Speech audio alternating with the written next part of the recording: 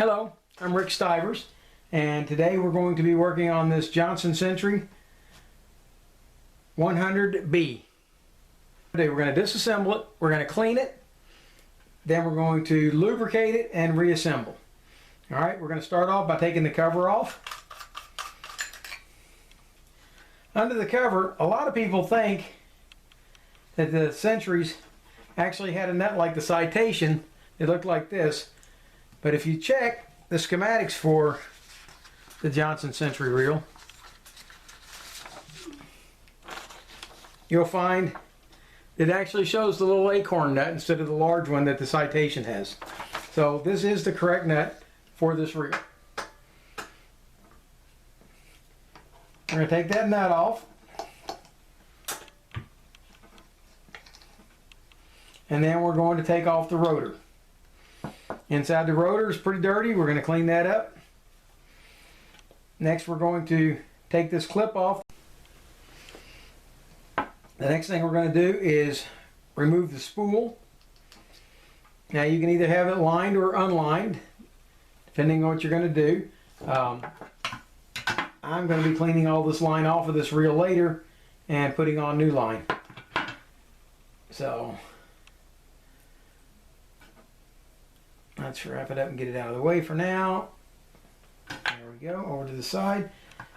Okay, we've got that out. Next we're going to remove the handle.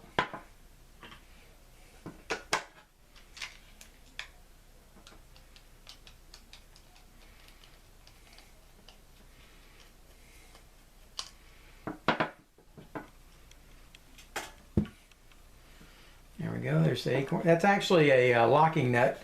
So it doesn't just break loose and then just unscrew. You actually have to physically unscrew it all the way. Take the handle off. Next we're going to remove these two screws that are on the handle side of the reel. Whether the handle is on the right side or the left side, you can configure it either way.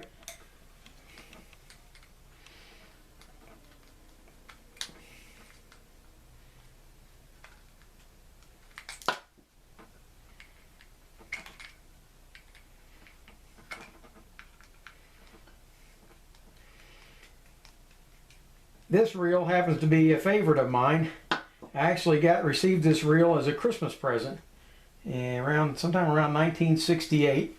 I can remember the big long package sitting beside the Christmas tree that had, I was thinking it was a Kentucky long rifle or a longbow or anything. It ended up being a fishing rod and reel, and this is the reel that came on the rod.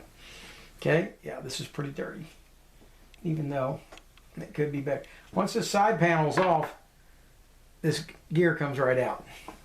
That's the main gear. Okay, once that's out, the other side panel slides off. It's got two pins that slide all the way through it for the screws to go into. Okay, let me move this camera up just a little bit. That's a little too much right there. Okay, once that side panel is out, then the button comes off. Once the button is off, you can remove the axle shaft through the center. It comes back and goes into the groove for the push button. And once you've got it in that groove, it'll just tilt out to the front and drop out. Alright, normally I don't take this drag nut loose, but I'm going to go ahead and do it on this one so that you know what I'm doing. I just did a recent video on the Citation reel, and it comes off the same way. Okay, you lift up on the drag so that nut drops down out of the hex head that it's built into, and then you just unscrew the screw.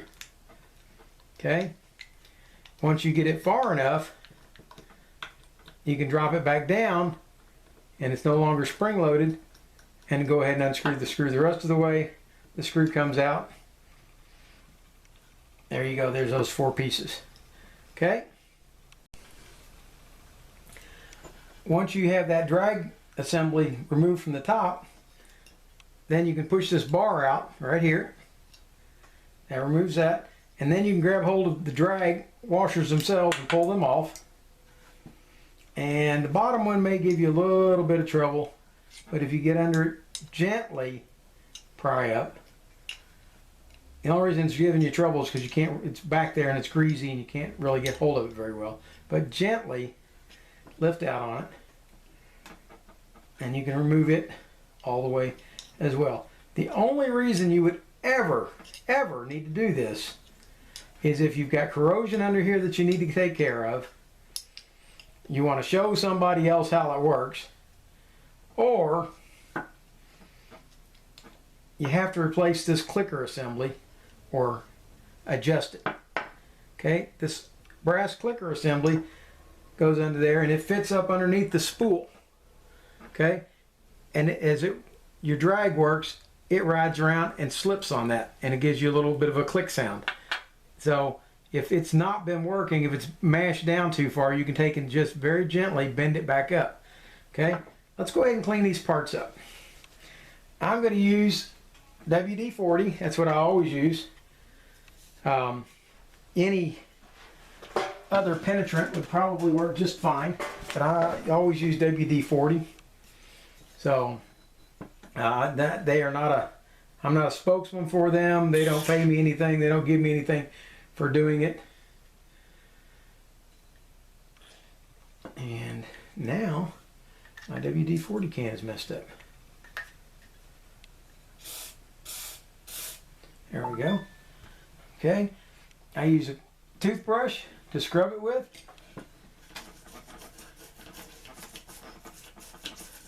Clean all the parts really good. If you've got corrosion on there, you can use a little piece of 4/0 steel wool to get hold of it. Clean that corrosion off. Don't use anything aggressive like sandpaper. Once you've got it scrubbed out good,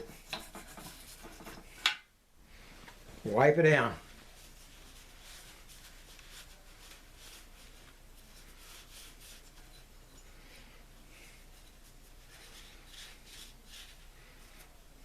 Okay, let's go ahead and clean the spool up.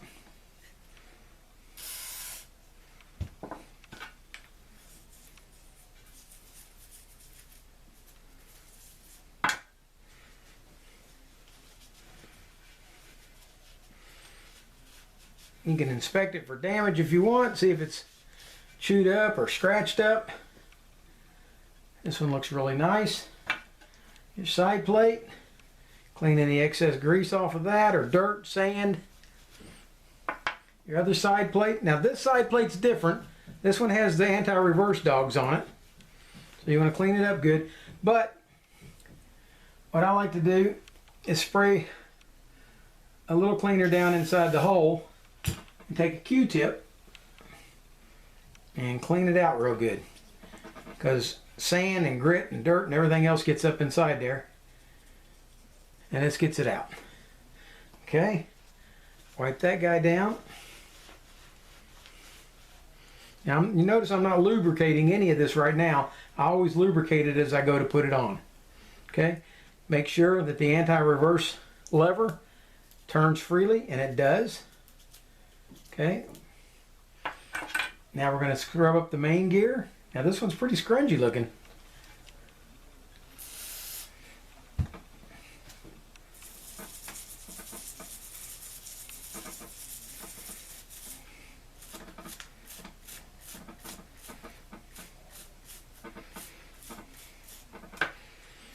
Okay, looks like most of what we're looking at here is just discoloration from a little bit of corrosion in the past, and that's not going to hurt anything. It's not rough or anything else, so we'll keep that one over there. This button I think is pretty good. We'll wipe it off good, and we'll take a Q-tip and swab out the hole that the shaft goes through. Okay, that's nice and clean. Now we've got the axle shaft, and the axle shaft looks a little bit on the dirty side, so we'll scrub it up.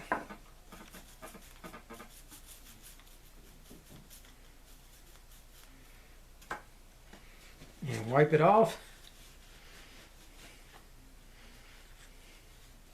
Make sure there's no corrosion. Make sure all the teeth are solid. There's no pitting, there's no broken teeth, and there's nothing stuck in the gears or in the teeth. And then make sure it moves freely, which it does. That brings us down to the rotor. little spray in the rotor. Scrub it down. And we'll wipe it out.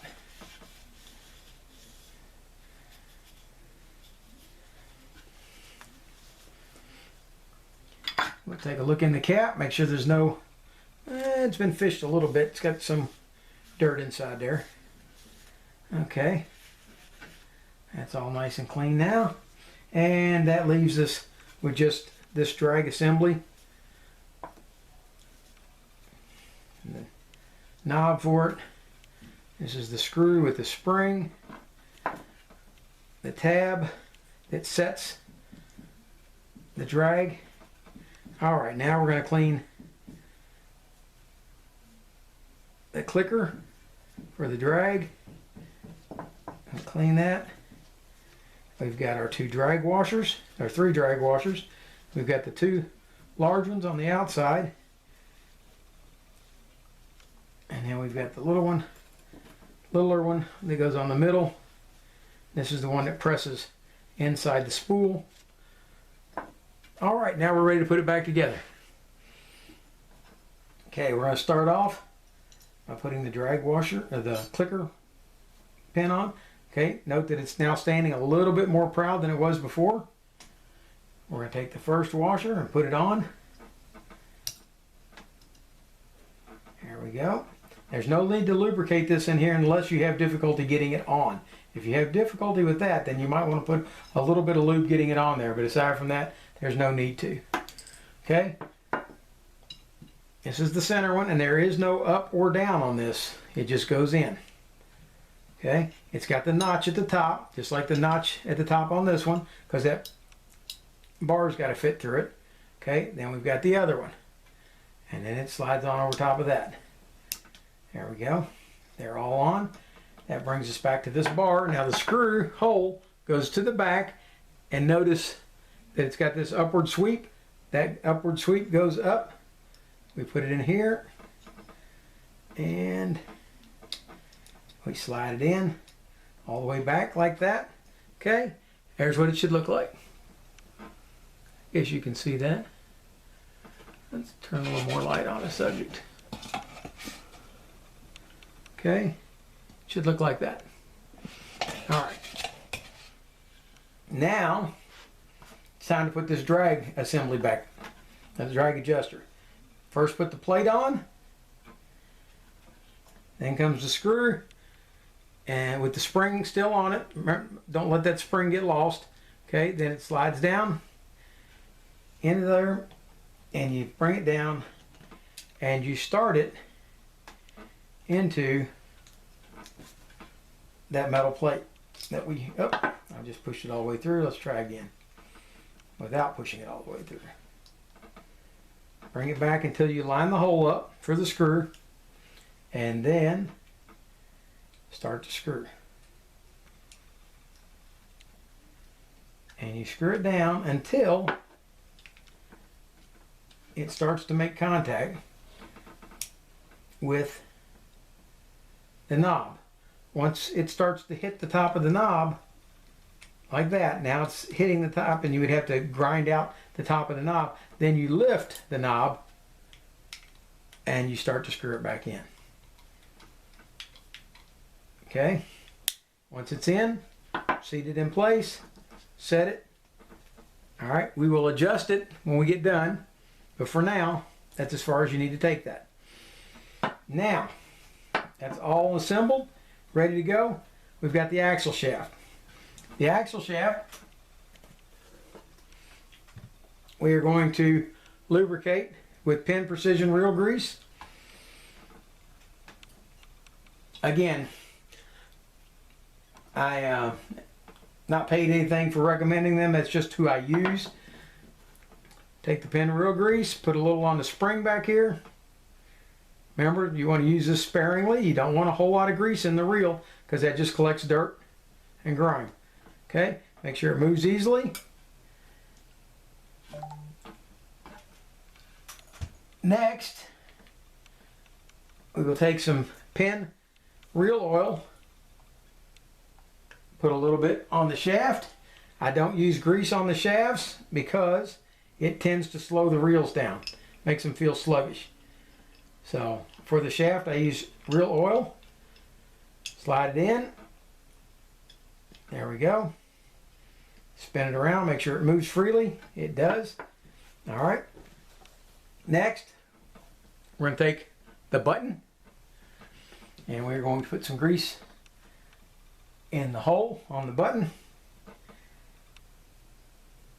and we'll put a little on the back of the button just so that it rides easily on that axle shaft. Take the top, fit it in first, slide it up, make sure that the axle shaft stays in place, and it'll fit like that. Once that's in, we're going to take the side plate. Side plate fits in on the side and goes through that hole in that button. Okay, and it's, there we go. So it fits like that. Okay, can you see it? Okay. Next thing we want to do is take the main gear and we're going to lubricate the teeth on the main gear. Okay.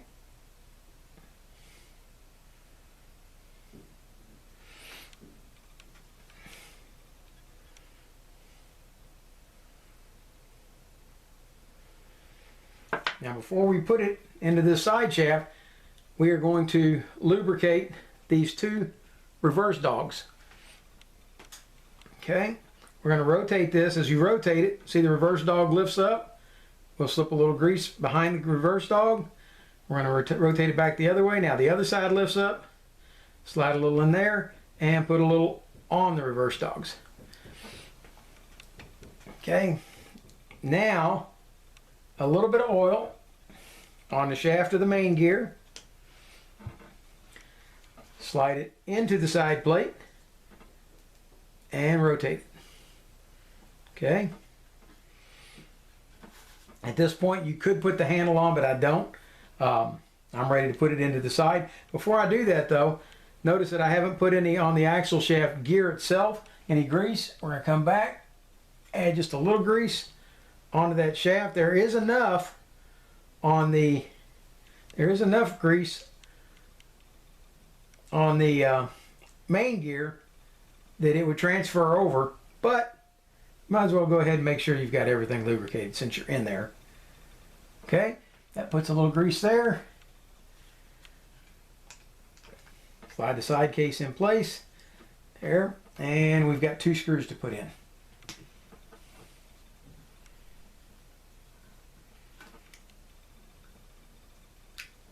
The first one in.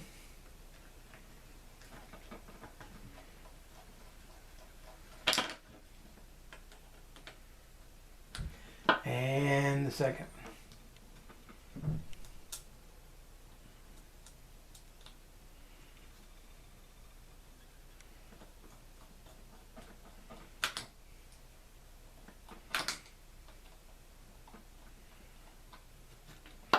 All right. Now it moves freely. All right, let's put a handle on it. Handle has a, if you look at the detent or hole on the handle itself, it's got that D shape that you see on the rotor. You got that D shape on the handle.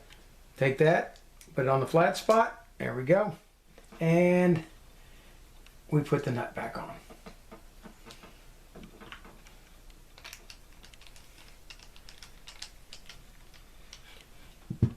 Once the nut's back on, there we go. If we wanted to go on the left-hand side, we would flip it to the other side, and then it would work that way, and the reverse dog would work.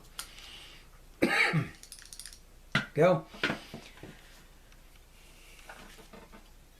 Next thing to put on is the spool. Now the spool, you see, yeah. On the spool, we are going to grease the inside of the spool, which is where the drag rides. For the drag, I use Cal's Universal Drag Grease.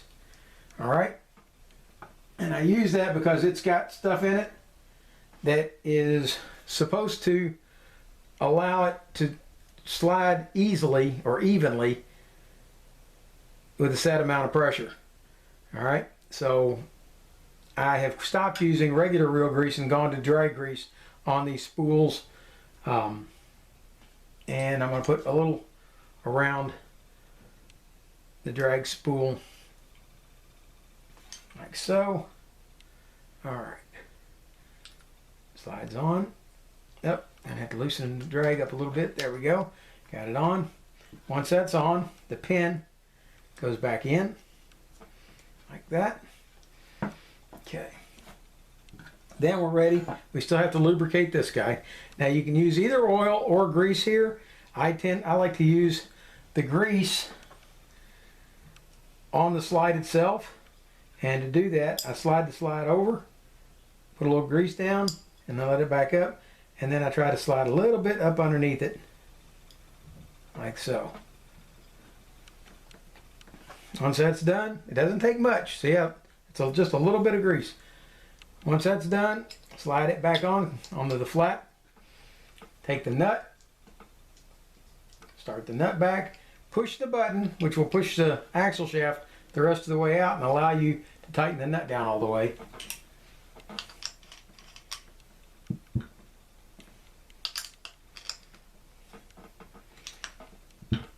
Once that's done, we're ready to put the line back through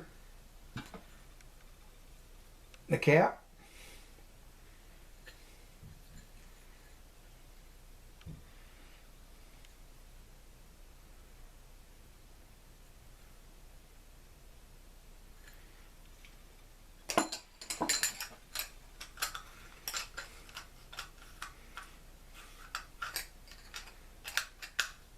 Pull it, make sure the line does not get caught in the threads. Okay, we're in free spool mode because we had pushed the button. Wind it in. Okay, it locks like it's supposed to. Okay, we've got it set on 0 and we've got way too much drag. So what we're going to do is we're going to lift this up and we're going to loosen that nut about 1 turn. See what that does, or a half turn. See what that does for us. Okay, we now have an easy drag. We go to 4. We got immediate, moderate drag. We go to 8. That's too much, so we need to loosen it just a hair more.